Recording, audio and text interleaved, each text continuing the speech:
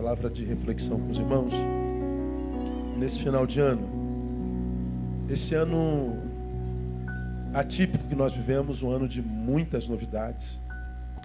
Ano de impeachment, ano de lava-jato, ano de prisão de poderosos, ano de violência, ano de corrupção endêmica, extrema, ano de muito suicídio, divórcios sem precedentes na história da nação, de assassinatos. No ano passado foram quase 60 mil assassinatos e pesquisas apontam que esse ano terá sido pior. Então, um ano de muita desesperança, de muita violência, de muita corrupção. Um ano atípico, um ano bastante complicado para a vida do Brasil e dos brasileiros. Eu fiquei pedindo ao Senhor uma imagem que simbolizasse esse ano. E a imagem que, com muita tristeza, eu escolhi é essa que eu vou compartilhar com vocês.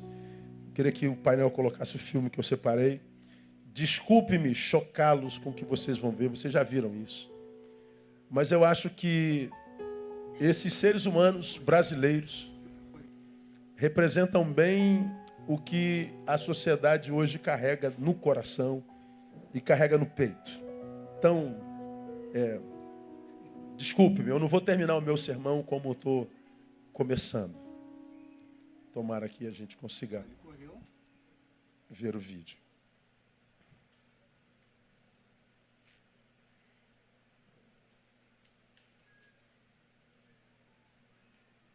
Ele correu e o cara já jogou. Não que ele bateu essa cabeça, ele já tava zoado. Aí os caras batem mesmo.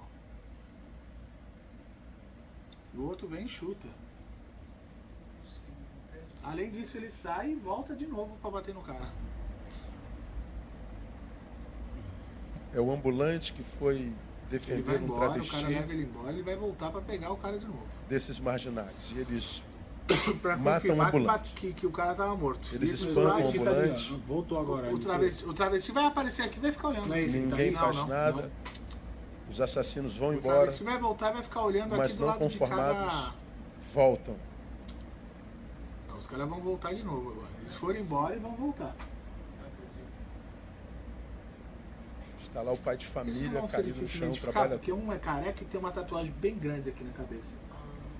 E os dois estão com a roupa As iguais? roupas iguais, deve ser algum clube, alguma... Você fala um negócio de punk, É. isso mesmo? A gente suspeita por causa disso, né? O horário exato é qual, doutor? 10h53, 10h54. A pessoa apareceu ali, todo mundo... Eles estão Agora a voltando. reação- Voltaram pra pegar de novo. A mulher tá correndo. O cara vai bater mais. O cara caído, ele vai bater mais. Um outro agora vai tentar falar alguma coisa pra eles, vão pra cima dos outros. São os dois mesmo, né? São os dois, olha que filha da puta. Eu tento Tá bom, ir embora, pode tirar. aqui vai reclamar, vai falar alguma coisa. O único... Isso foi agora, dia 24 de dezembro, no Natal. A minha pergunta é: qual a resposta para tanta violência? Como que um ser humano consegue fazer isso? Qual a justificativa? Um senhor que tinha idade para ser pai deles. De onde vem essa maldade? O que responde tamanha animosidade? O que responde tamanha ira? Qual a resposta para tanta violência? De ver um semelhante já inerte, sangrando, com a cabeça arrebentada, ir embora, depois de 30 segundos, volta para bater mais ainda. O que responde tanta violência? Como vocês já me viram falar aqui, me choca, porque olhar para esses homens é olhar para um futuro possível para qualquer um de nós. Esses homens, como vocês já me viram falar aqui numa outra oportunidade, não são de Marte, não são de Plutão, não são de outro planeta, eles são seres humanos. São da mesma raça que a nossa. Ele e você, eles e nós, somos constituídos da mesma matéria. Habitamos o mesmo país, a mesma cidade. Eles e nós somos um só corpo. Então, eles representam um futuro possível para mim. Quando eu olho para eles, eu vejo no que eu posso me transformar. Nunca, pastor, que eu faria isso. Bom, é o que você diz. Como já falei aqui numa outra ocasião, eles não acordaram de manhã e planejaram matar um pai de família de forma tão violenta. Brota. É instintivo. E a pergunta é, de onde que vem isso? Qual a resposta para uma postura como essa? E a minha preocupação, examine-se, pois, o homem a si mesmo, não é com eles não, sabe? É comigo. Porque o que eu sinto quando eu vejo essa imagem, me faz ter a sensação de quando eu olho para eles, eu estou me olhando no espelho. Você que é homem aqui, tem pai, tem filho, que vontade que você tem quando vê esses camaradas fazendo isso? Se fosse o teu pai, o que você teria coragem de fazer com eles? Você está entendendo o que eu estou falando, senhor? Provavelmente quase todos nós teríamos coragem de fazer com eles exatamente o que eles fizeram com o trabalhador. Para você ver como nós não estamos tão distantes deles. Eles representam o que nós podemos nos tornar. Enquanto seres humanos, enquanto sociedade. Monstros. E eu me assusto comigo. E muitas vezes, esse susto que eu tenho comigo me faz ter um monte de pensamento e planejamentos para o meu futuro que acho que não tem nada a ver com o que Deus sonhou para mim. Minha igreja, eu tenho me deparado com muita dificuldade de trabalhar com gente. Eu aqui quero confessar a vocês nessa noite que eu não sei quanto tempo eu suporto. 2017 será um ano divisor de águas para mim. Eu quero que você ore pelo seu pastor. Por alguma razão, Deus me deu credibilidade nessa nação. As pessoas costumam confiar em mim, me acham um homem sério. E quando acham, porque pessoas sérias são raras no nosso meio hoje, as pessoas abrem corações e eu tenho me deparado assim, incapacitado de ouvir corações. 26 anos ouvindo coração. 26 anos ouvindo das pessoas o que elas não têm coragem de contar para absolutamente ninguém, nem mesmo para os seus mais íntimos. Quando eu vi essa imagem dia 24, rapaz, eu quase perco o controle. Eu falei, Deus, eu não posso. Essa imagem não saía de mim. Quando eles foram presos, e ele diz, eu não sou uma pessoa má. Pô, não é uma pessoa má. Você não é uma pessoa má. Aí eu falei, ele é uma pessoa má, e o pior, se eu sou, no mínimo honesto, eu me declaro também como uma pessoa má.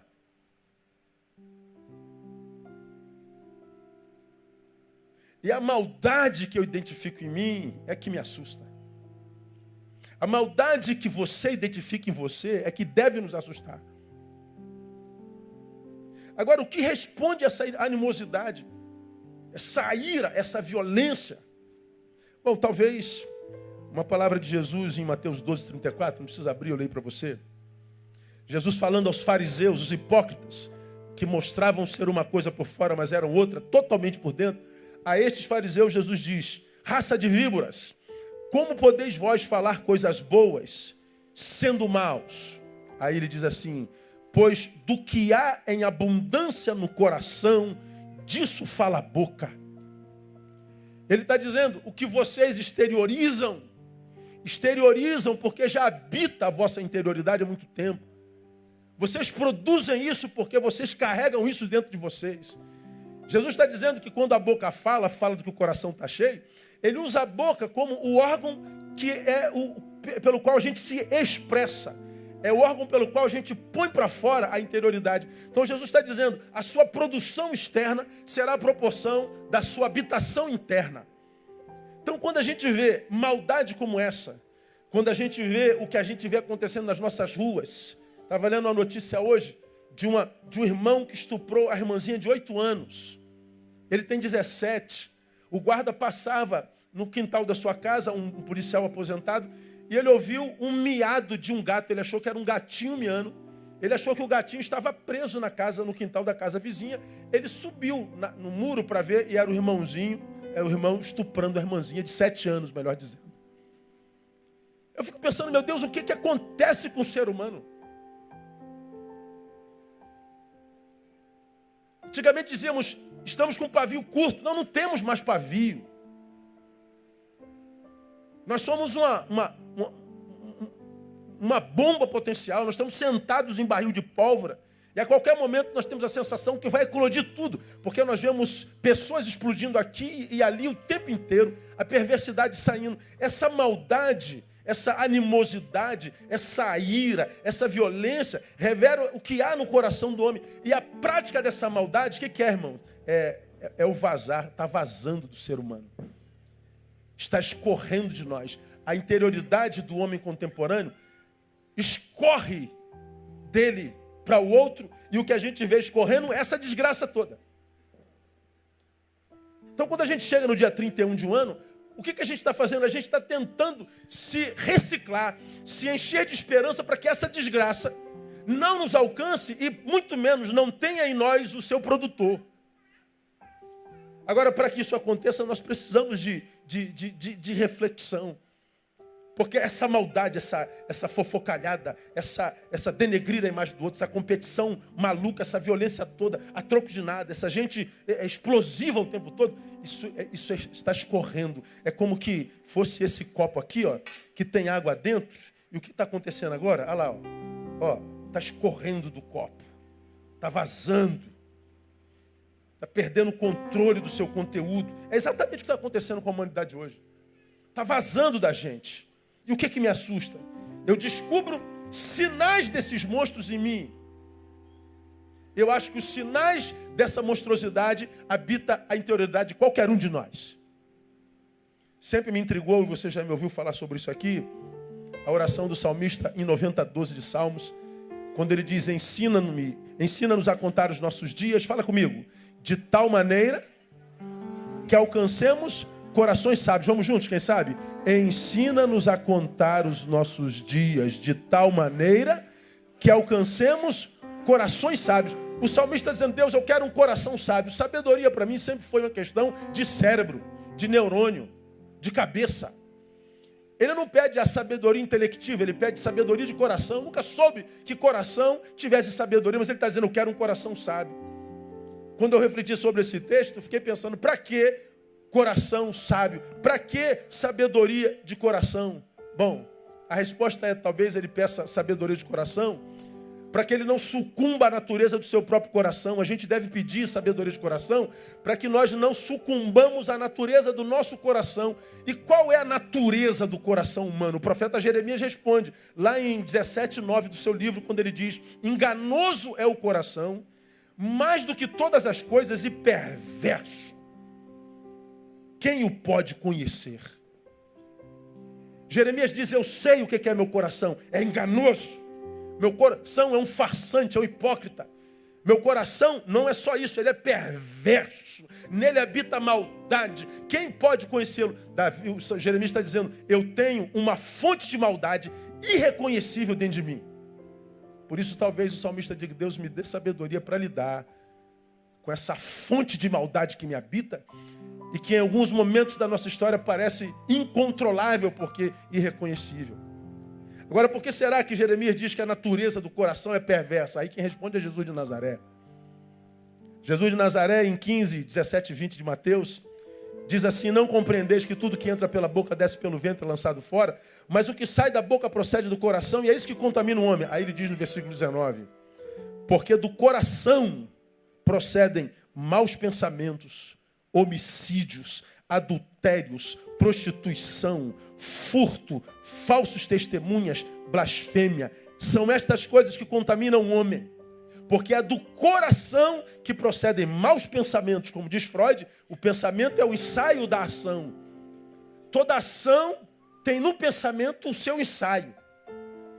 Então ele está dizendo de onde vêm esses maus pensamentos? Do coração. De onde vêm os homicídios? Do coração. De onde vêm os adultérios que arrebentam relações? Do coração. De onde vem prostituição, furto, falso testemunho, blasfêmia? De onde vem a desgraça humana? Vem do diabo, pastor? Não, vem do homem.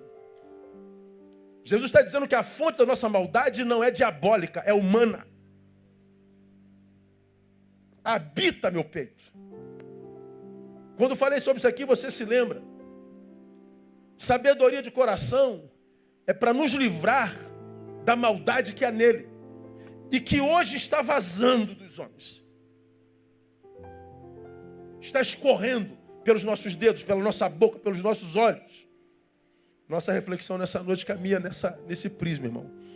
Como fazer, ou o que fazer para que a produção maligna dessa sociedade contemporânea não adoeça de tal forma nosso coração, a ponto de fazer-nos produzir a semelhança da maldade que nos pode adoecer. O que a gente pode fazer para, vendo uma coisa dessa, essa produção maligna, eu não me transforme nisso que me adoeceu e acabe tornando-me também um agente disso que me adoeceu.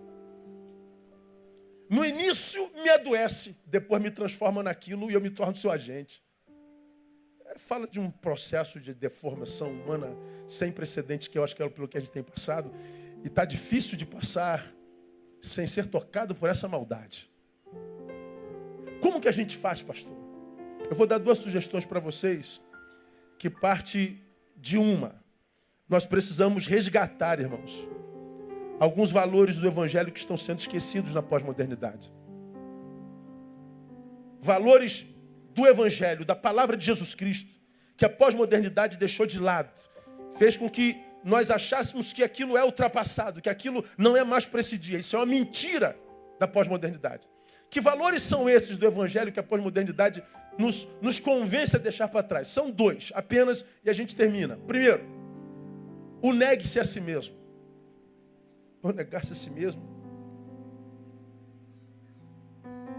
Para o homem pós-moderno é quase um assinte. Você se lembra desse texto? Eu não preciso comentá-lo profundamente. Jesus está falando com os seus discípulos. Vocês já foram alcançados pela palavra. Vocês se simpatizaram ela. Vocês a veem como verdadeira. Ok. Alguém quer vir após mim? Eu imagino que todos que ouviram Jesus disseram, eu quero. Jesus está dizendo, peraí. Ok. O querer já é uma ação de Deus. Deus é o que opera em vós. Tanto querer como o efetuar. Ok. Então, vocês querem. Então, Deus já está atuando. Mas antes de vir, vocês têm que fazer uma coisa. Neguem-se a si mesmo. Negar-se a si mesmo na pós-modernidade é quase um assinte. Por quê? Porque na pós-modernidade o que a gente vê é overdose de si mesmo. É uma overdose de nós mesmos. Você me tem visto falar ao longo dos anos que eu nunca vi uma sociedade tão viciada na própria imagem. Eu nunca vi uma geração que produz tanta imagem de si mesma. Eu nunca vi uma geração que para a qual a gente olha e a gente vê ela mesma. Quando a palavra diz que importa que ele cresça, que eu diminua. Quando a palavra diz na boca do apóstolo, vivo não mais eu, mas Cristo vive em mim. Quando a palavra diz, quando olham para um discípulo de Jesus, que tem que ser visto é Jesus e não o discípulo. Quando nós agimos, quando nós pensamos, quando nós dormimos, quando nós nos divertimos, quer comamos, quer bebamos, o que tem que acontecer, tudo que nós fazemos e somos deve produzir glória para o nome do nosso Mestre. Mas o que nós vemos na pós-modernidade? Quando nós olhamos para uma pessoa, o que nós vemos é essa pessoa. E o que é triste nessa pós-modernidade? É que a gente é obrigado a ver essa pessoa 200 vezes por dia e o tempo inteiro. É uma overdose de si mesmo. Você tem Face e tem pessoas que você não vê pessoalmente há 10 anos. Mas ainda assim você não aguenta mais ver aquela pessoa. É assim ou não é? É aquela pessoa que o tempo todo está produzindo a própria imagem. Está almoçando se sentindo feliz. Está no banheiro se sentindo aliviado. Está viajando se sentindo rico. Meu Deus do céu. Pessoas que quando você encontra na igreja, depois de 5 de cara, eu não aguento mais olhar para a tua cara. Mas nós nos vemos há 5 anos, mas você é um viciado em si mesmo. Você joga sobre nós uma overdose de si mesmo. E o pior, nós estamos viciados na nossa própria imagem.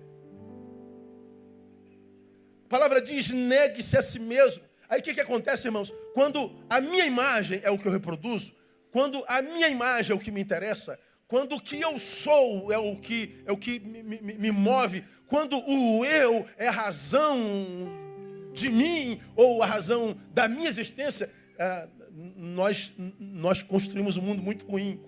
Porque o que a gente vê hoje, irmão, é todo mundo lutando, mas por si mesmo.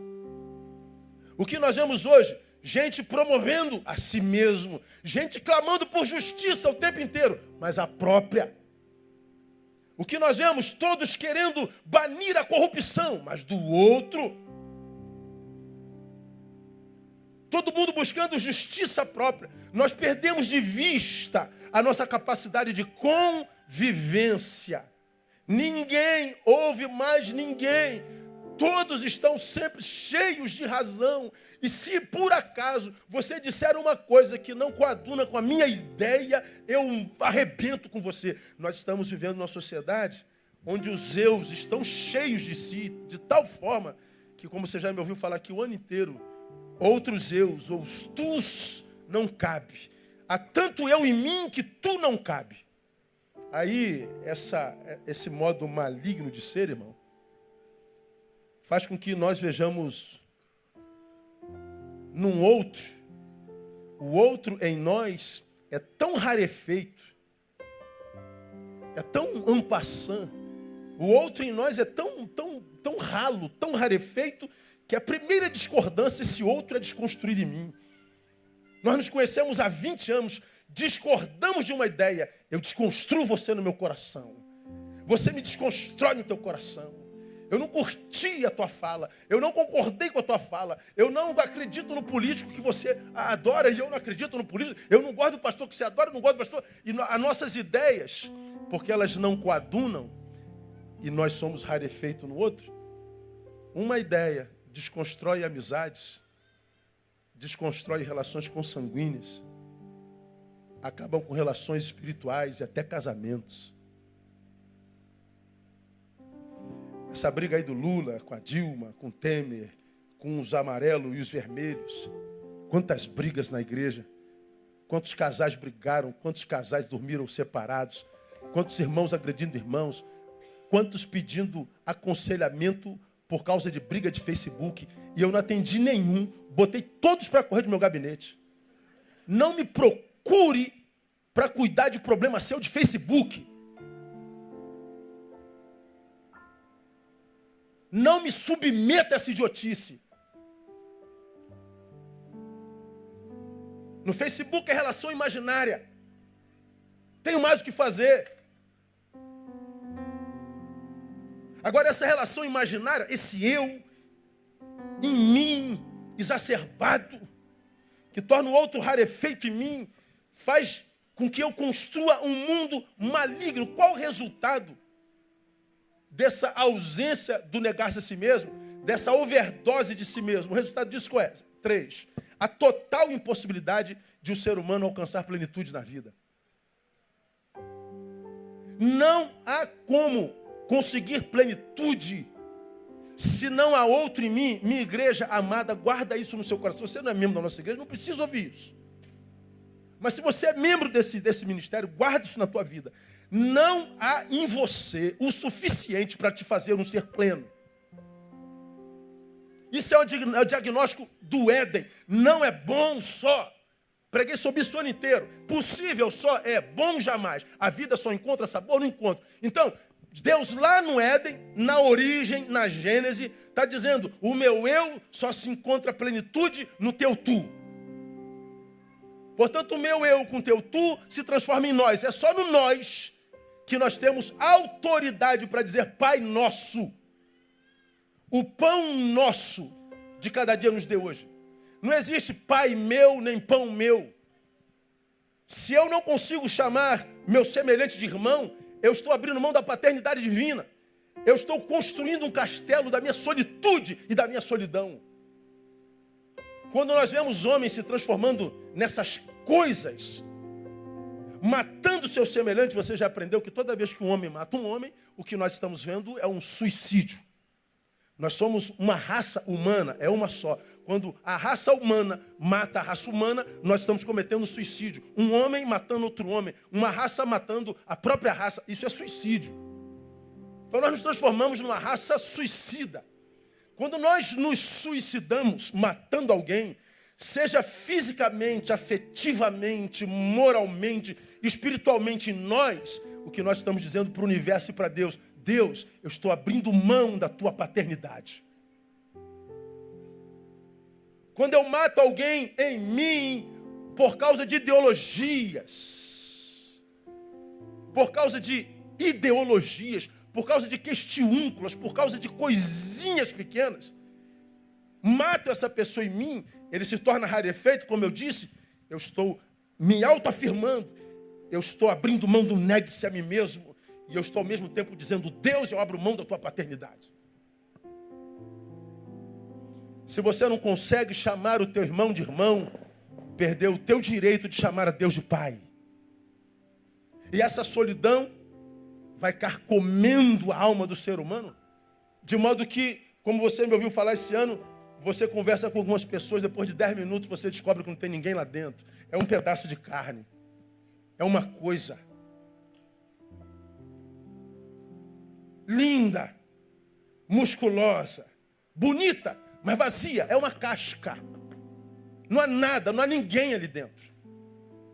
Não há plenitude se no meu eu não houver um tu. Ninguém mais se sente pleno. E se tem plenitude, é plenitude de vazio. Então nós precisamos voltar ao princípio do negue-se a si mesmo. Senão, o que acontece? Não só a ausência de plenitude, acontece solidão cósmica. A solidão cósmica, a solidão é o mal do século. Bom, a solidão é o mal do século desde que os séculos são contados. Agora, se eu não tenho plenitude, eu vivo solidão cósmica. O que é solidão cósmica? Trata-se da impossibilidade de se estabelecer conexões de almas. A gente não consegue mais ser com e estar com. É só botar uma cervejinha. Se você botar uma cervejinha aqui dentro da igreja, em cima da mesa de ceia, você atrai um monte de amigos. Ainda mais se você falar: por minha conta. E você vai ter companhia para a noite toda. Agora, são pessoas com as quais você vai estar, mas não são pessoas com as quais você pode ser. Você continua sozinho. Você continua sendo um produto consumível. Você, portanto, continua sendo um produto descartável. Você, portanto, continua dando uma peremptória declaração de falta de amor próprio. Solidão. E a solidão tem matado essa sociedade. Aí o que acontece? Cercados por multidão, totalmente sós. Por quê? Porque nós não conseguimos negarmos a nós mesmos. É uma overdose de nós mesmos em nós. Terceira consequência, aí vem desesperança patológica. Bom, se eu perdi a capacidade de me sentir pleno, não consigo me negar. Overdose de mim mesmo. Nunca terei plenitude. Se eu não consigo ter plenitude, ou seja, fui acometido por uma solidão cósmica, não tenho mais ligação de alma com ninguém.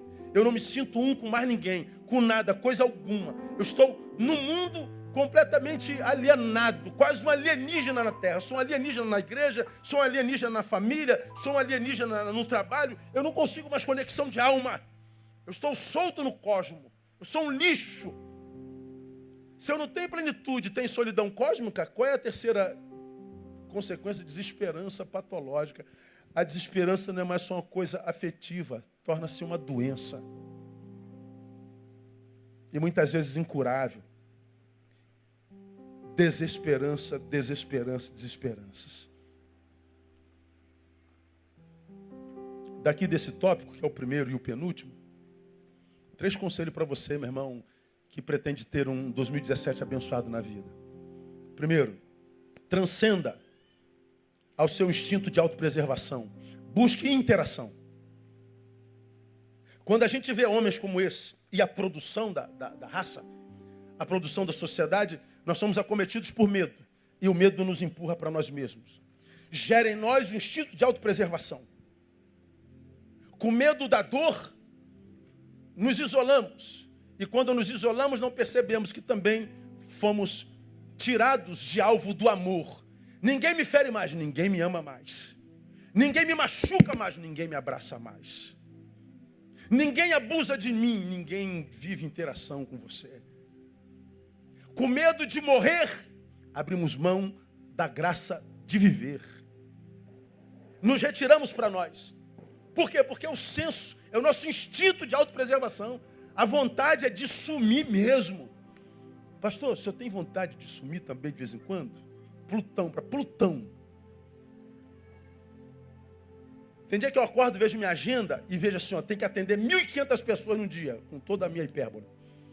Fala, meu Deus, eu se pudesse eu não queria ver ninguém hoje, eu queria sumir do mundo. Toda vez que eu pego meu iPad, preciso falar com o senhor urgente, tem uma fila de 150 pessoas num dia. Fala, meu Deus, vontade de sumir. Mas a Bíblia diz, Neil, fique na vontade, porque a tua vida só encontra sentido no serviço. Mais importante do que o senso de preservação é a interação. Você precisa se relacionar. A humanidade só é manutenida pela relação com seres humanos e com seres humanos saudáveis. Não permita que o que a sociedade produz gere em você um animal que vive por instinto de autopreservação. Relacione-se. Peça apenas a Deus maturidade para se relacionar certo. Há muita gente boa nesse mundo ainda. Amém, amados? Catuca alguém e fala assim, irmãos, eu sou gente boa, pode gritar. Conta comigo. Ou não, né?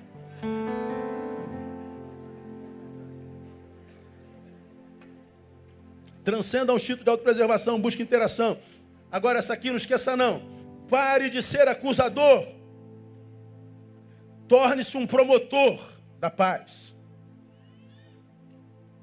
Pare de acusação. Seja um homem da promoção da paz. Ou seja, saia desse estágio de exigência crônica. Saia desse estágio de cobrança de tudo sobre todos. Deixa de ser esse cara chato. Essa mulher chata que vive me atenda, me convide, me chame, me respeite, me considere, me ame, curta minha postagem, diga que eu estou linda, por favor, me ame. Para com esse negócio. Ninguém é obrigado a te amar. Por que não me chamou para a tua festa? Amiga, te mandei um torpedo, você não respondeu, eu vi que você viu. Tem alguma coisa contra mim? Cala a boca, irmã. Para com esse negócio de cobrança. Dá a liberdade do outro não querer te amar naquela hora. Dá a liberdade para o outro viver o que ele está sentindo. Eu não estou com vontade de responder ninguém. Eu não estou com vontade de ver ninguém. Eu não estou com vontade de ver nem você, amiga.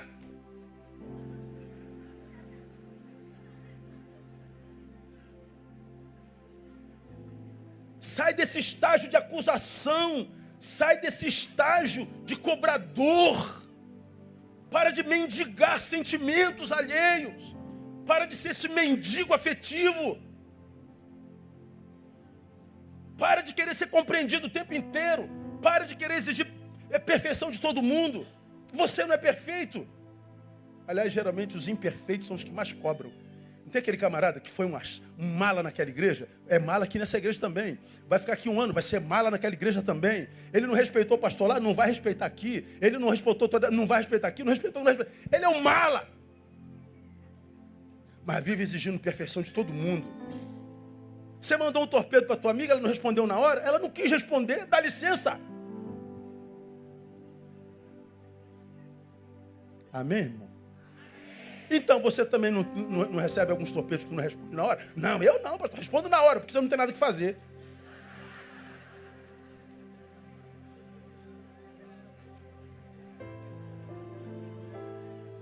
Dê direito ao outro de ser o que ele quiser. Inclusive, se ele quiser ser sem você. Senão, a gente continua alimentando esse eu maldito. Essa overdose de mim. Você tem que me atender. Você tem que me ver. Você tem que me ler. Você tem que me curtir. Você tem que me... Sabe o que acontece? você acaba ficando sozinho. Aí vem o terceiro conselho. Faça com que tua presença seja desejada e não suportada. Torne-se alguém que quando a tua ausência for notada, ele sinta vontade de que você esteja presente. Ao invés de ser alguém presente, cuja presença é só suportada. Fica aí. Você gosta de mim? Gosto. Não, na verdade ele suporta você. Se você quer ser amado, se você quer ser admirado, se você quer ser servido, se você quer o amor de todos, aprenda. A única forma de colher amor alheio é através da produção de amor próprio. E quem se ama não mendiga sentimentos alheios. Para de alimentar esse eu egoísta. Negue-se a si mesmo. Deu ao outro o direito de não querer estar contigo. Lembre-se, o negarmos a nós mesmos é a ordem do Cristo. E por que é a ordem do Cristo? Porque ele sabia que o nosso maior empecilho mora em nós, não nos outros. Quando eu olho para aqueles homens, eu vejo o que há em mim. E eu não os culpo, já está aqui. Eles só me lembram que está aqui. Só isso. Então eu tenho que pegar esse eu que está aqui, que pode se transformar naquele tu que está lá, e botar ele no seu devido lugar. E viver uma vida onde, quando formos vistos, o que vejam é Jesus de Nazaré e a sua graça e a sua bondade no nome de Jesus. Para que a nossa presença seja desejada e não suportada. Primeira coisa, voltar ao negue-se a si mesmo. Parar com essa overdose de nós em nós. Vamos terminar. Segunda palavra do Evangelho que a gente precisa voltar, que a pós-modernidade nos separou dela. Prudência da serpente, a simplicidade da pomba. Olha a palavra de Jesus, irmãos. Eis que vos envio como ovelhas no meio de lobo, não como lobos no meio de ovelha. Portanto, nós não somos nem maioria, nem somos mais poderosos, nem mais fortes. Nós não somos o predador, nós somos a presa. Nós somos mais frágeis nesse mundo de meu Deus. Nós somos os caçados, não caçadores. Então ele está dizendo, já que você é minoria, já que você é o mais frágil, já que você é a presa, o que é que ele dá de conselho? Seja prudente como a serpente, simples como a pomba. Consideramos, portanto, o seguinte. Primeiro, 2017 está chegando, glória a Deus. Vai ser uma bênção na sua vida, amém ou não? Diga assim, 2017 vai ser o meu ano, para a glória de Deus. Aleluia. Mas saia daqui com essa consciência. Os lobos sempre estarão lá. Eu vos envio como ovelhas no meio de lobos. Você vai encontrar lobo em 2017. Você vai encontrar gente querendo devorar o que você é e o que você tem. Você vai se encontrar com gente que te odeia. Você vai encontrar com gente que vai querer matar, roubar e destruir você.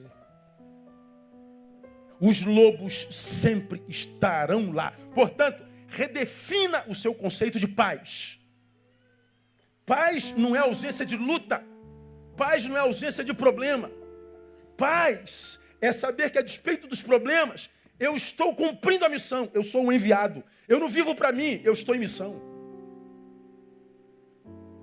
Não estou em overdose de mim mesmo. Que em 2017 você planeja não fazer de você um fim em si mesmo. Descubra a tua vocação. Abraça a missão do Cristo. Para isso Ele te salvou. Você não está na terra a passeio. Você é a igreja de Jesus Cristo. Nós estamos para servir, para fazer da nossa vida uma vida útil. E nós sempre encontraremos com os lobos. Segundo, os lobos sempre estarão lá. Segundo, como ovelhas no meio de lobos, sempre seremos a parte mais frágil. Portanto, reconsidere o teu conceito de mais que vencedor. Crente adora jargão. Mais que vencedor. O que é mais que vencedor, gente? O que é ser mais que vencedor? Mais que vencedor não é aquele que se tornou tão grande que agora faz o inimigo tremer diante dele. Não, isso não é o mais que vencedor. A gente acha que em Deus nós somos assim. Nós somos tão poderosos, tão cheios de Deus, Espírito Santo, aleluia, glória a Deus. Nós estamos tão cheios da unção que os nossos inimigos têm medo de nós. Por isso nós somos mais que vencedores. Não, mais que vencedor não é esse que faz o inimigo tremer, não. Mais que vencedor é aquele que lutou muitas e muitas vezes. Se ele é mais que vencedor, porque ele venceu muitas vezes. Mais que vencedor não é o que faz o inimigo tremer e fugir. É aquele que tem consciência de que no caminho se encontra com o lobo todo dia. E porque se encontra com o lobo todo dia, sabe que viver é ter que matar um lobo, ou um leão, ou um urso todo dia. É saber que a vida é isso mesmo, é batalha constante. Portanto, é aquele que vence e se torna grande a ponto de o inimigo ter medo. Não, é aquele que sabe que está em guerra, que está em luta, não se distrai com as coisas desse mundo. É aquele que se torna grande? Não. É aquele que permanece pequeno, porque enquanto pequeno, continua dependendo daquele que te chamou. O problema de crescer demais é que a gente acha que é a gente aquilo tudo que os outros dizem que nós somos mesmos. Mais que vencedor é aquele que lutou muitas vezes. Não é aquele que vence sempre, é aquele que não desiste nunca. Então, meu irmão, quando as adversidades chegarem, quando as portas fecharem em 2017, quando o teu nome for chincalhado, quando mentirem tudo a teu respeito, quando aquele que você mais amou te apunhalar, quando você perceber que o castelo está desmoronando, lembra, você está em missão e o Deus que te chamou vai te sustentar. E como Ele te trouxe até 2016, vai te levar até o final no nome de Jesus. Não desista da luta antes do fim dela. Terceiro, quem nos livra do lobo não é Deus, é a prudência jungida com a simplicidade. Neil, você está sendo mandado em 2017 para o meio de lobos. E aí, Senhor? Seja prudente como uma serpente, simples como uma pomba. Una os dois. Interessante como Jesus chama seus discípulos às vezes de cordeirinhos. Diz lá para Pedro, né? Apacenta meus cordeirinhos. Aqui ele diz, eu vos envio como ovelhas no meio de lobo. Cordeirinho é o filhotinho da ovelha. Então ele está dizendo, eu vos envio como ovelha. Vocês começaram em mim cordeirinhos, mas o que eu espero dos meus cordeirinhos é maturidade, crescimento, amadurecimento, até que vocês se transformem em ovelhas. Quando a gente se transforma em ovelha, a gente sai daquele berçário espiritual que acha que Deus vai fazer tudo por nós. Que é Ele quem vai produzir para mim. Que na nossa relação o alvo sou eu. Não, Ele está dizendo, Neil, cresça e entenda que viver é batalhar o tempo inteiro. E você precisa ser prudente como uma serpente. E você precisa ser simples como uma pomba. No texto em voga, ele nos chama de ovelhas. Ele acredita que nós já somos maduros. Portanto, eu preciso ser prudência. Prudência e simplicidade. Isso é maturidade espiritual. Se somos só simples, nos tornamos lentos, fragilizados. Somos tornados por falsa modéstia. Somos tornados por falsa humildade. Não, Deus proverá. Deus vai fazer. Eu tenho fé. Eu acredito. Não, isso não é simplicidade, não. Isso é lerdeza mesmo. Por isso que ele está dizendo, você tem que ser simples, sim, mas você tem que ser prudente. Se somos simples, lentos, fragilizados, derrotados. Mas se somos apenas prudentes, podemos nos tornar tão sagazes, tão espertos, tão malandros e maliciosos, que corremos o risco de nos tornarmos um lobo. Perdemos a simplicidade. Achamos que ganhamos porque somos bons, nós somos os caras. Então ele está dizendo que tem que ser prudência e simplicidade. Agora, se nós somos prudentes e simples, nós nos tornamos ágeis, astutos, estratégicos, como a serpente. Mas nós, a despeito dessa estratégia, dessa astúcia, dessa sagacidade, sabemos que vencemos por causa disso, mas essa vitória não nos corromperá. A gente se mantém quem a gente é. De modo estejamos na vitória, estejamos na derrota, somos os mesmos, porque somos os mesmos. Continuamos sendo aqueles para quem Deus prometeu. E aquele que fez a promessa é fiel para cumprir todas elas. Prudência e fragilidade. A glória do discípulo, portanto, não é ficar forte como os lobos, é manter-se simples como Cristo. que sendo o mais poderoso entre todos os poderosos da terra, escolheu viver como servo, inclusive dos lobos. Esse é Jesus de Nazaré. Termino minha palavra dizendo, portanto, que eu espero que você se torne uma pessoa prudente e simples. Simples para que a gente termine nosso sermão com outro vídeo, diferente daqueles monstros. Também uma produção humana. Mas veja a produção humana que você vai ver agora.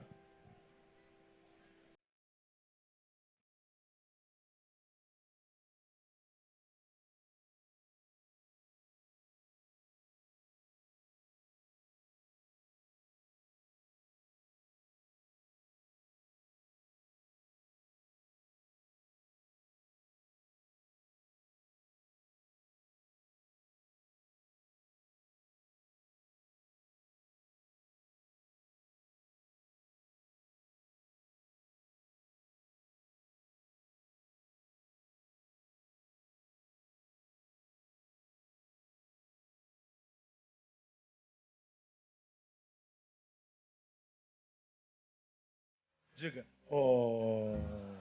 Pois é. Esse peixinho me abençoou demais. Aqueles dois seres humanos gerou o pior em mim. Esse ser humano que fez uma prótese para o peixe. Me abençoou demais. O peixinho era aleijado. Ele fez uma prótese que passou embaixo, em torno do peixe. Pegou uma rolhazinha. Cortou no tamanho que ela flutuasse e ficasse meio. E o peixinho está feliz, nadando nas suas águas. Um ser humano que se importou com um simples peixe de aquário. Você está entendendo o que eu estou falando? Um ser humano humano. Um ser humano que se importa. Um ser humano que pode carregar a essência daqueles monstros. Mas se quiser, pode produzir a essência de um ser que se preocupa, inclusive, com um peixe. Que tipo de ser humano você quer ser em 2017? Eu olho para esse peixinho, me lembro de Jesus e de uma palavra de Caio Fábio há 30 anos atrás. Os cobradores chegam até Jesus para cobrar o seu imposto. Jesus não era obrigado a pagar porque ele era da descendência de Davi e de Jessé. Mas para dar exemplo e pregar a sua palavra, quando eles cobram a Jesus, ele estava do lado do seu apóstolo. E ele não tinha dinheiro para pregar. Ele falou, Jesus, não temos com que pagar. Jesus disse para Pedro, vá ao mar e jogue um anzol. No meio daquele mar tem um peixinho que vai morder o seu anzol. E dentro desse peixe haverá uma moeda. Pegue a moeda da boca do peixe e pague o teu e o meu imposto. Uma coisa, irmãos, é dizer lança a rede no mar. A outra coisa é você lança um anzol. O apóstolo lançou um anzol, um peixinho mordeu o anzol. Ele abriu a boca do peixe e havia lá um estáter. Ele pegou a moeda e pagou o imposto de Jesus e dele. Resumo, Jesus sabia que no meio do mar havia um peixinho entalado. Jesus sabia que no meio do oceano havia um peixinho engasgado. Jesus pega o que podia matar o peixe e gera vida na vida de outro. Nós servimos a um Deus que se preocupa com um peixinho entalado no fundo do mar. Imagina se ele não vai se preocupar com você, meu irmão. Imagina se ele não vai construir para você o melhor 2017 que um ser humano possa viver. Mas para você desfrutar do que Deus preparou em você em 2017, você precisa lutar para despertar em você o teu melhor, porque o teu pior também te habita. Eu posso ser um monstro que mata um pai de família, mas posso ser um ser humano que cuida de um peixe. Que glorifique o nome do meu Pai, que mandou Jesus de Nazaré para me manter humano. E a minha oração tem sido, Deus, não permita, me ajude, para que a produção maligna da sociedade Não me transforme primeiro numa vítima dessa malignidade e muito menos num agente dessa mesma malignidade que me adoeceu. Me ajuda a amar um peixe. E que no amor que nós planejamos espraiar em 2017, fizemos muito bem isso em 2016, abençoamos nosso bairro, nossa cidade, nosso país, abençoamos o mundo, irmãos. Eu estava lá fora agora, que orgulho ver o que a nossa igreja produz fora do país. Que orgulho ver o que o nosso site, que orgulho saber que a nossa igreja foi a 5ª em visibilidade no mundo através do live stream. Nós mudamos essa marca para adequar ao mundo. E Deus tem prometido a nós as nações. E nós não queremos ser apóstolos, nós não queremos catedrais, nós não queremos bilhões, nós só queremos o privilégio de servir. Nós só queremos ser semeadores que continuem dignos de receber a semente. Só isso. Eu não quero nem ser bispo.